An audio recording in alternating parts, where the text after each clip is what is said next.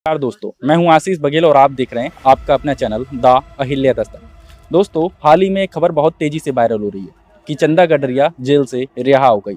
ऐसी तमाम सारी खबरें हैं, लेकिन अभी तक इन तमाम सारी खबरों को किसी भी बड़े मीडिया ने इसकी पुष्टि नहीं की है।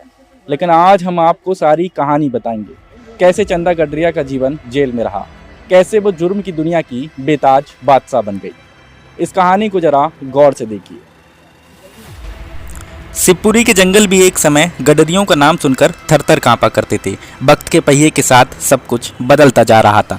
कहते हैं चंबल के पानी की तासीर ही कुछ ऐसी है, जो इसे पीता है बगावत करता है। चंबल में तमाम सारे डाकू हुए। ददुआ, ठोकिया, निर्भय जैसे कुख्यात अपराधी चंबल की सरपरस्ती में जुर्म की दुनिया में पले बड़े। इन्हीं में से एक नाम आता है चंदन और चंदा गडरिया का। हम बात कर रहे हैं चंदा गडरिया की। शिवपुरी के जंगलों में दहशत का दूसरा नाम। चंदा अपनी गैंग की ओर से हर बड़ी कार्रवाई में शामिल रहती थी। चंदा की सबसे खास बात ये थी कि वो पुलिस से मुठभेड़ भी करती थी और डाकू के द्वारा छूटे लोगों को बुरी तरह पीटती भी थी।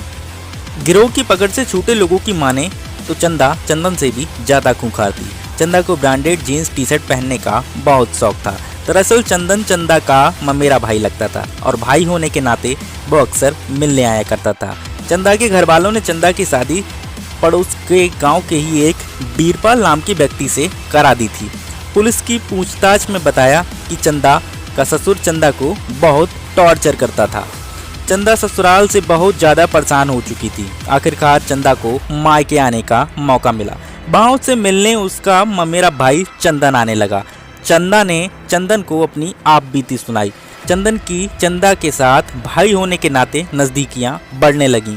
चंदन ने चंदा को बड़े बड़े सपने दिखाए, तुम हमारी गैंग में शामिल हो जाओ, दोनों मिलकर गैंग चलाएंगे और पैसा कमाएंगे। चंदा भी फूलन देवी की तरह बैंडिट क्वीन बनना चाहती थी।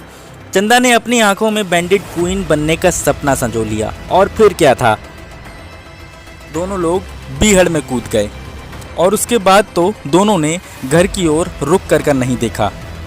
दोनों लोग चंबल की बीहड़ में बंदूक लेकर कूद गए। उसके बाद चंदा और चंदन ने कभी पीछे मुड़कर नहीं देखा। इसके बाद तो दोनों ने चंबल के बीहड़ों में आतंक मचा दिया। चंदा के नाम का सिक्का चलने लगा और उस दौर में इन लोगों का इतना आतंक हुआ करता था कि शाम ढलने के बाद लोग अपने घरों से बाहर नहीं निकला करते थे।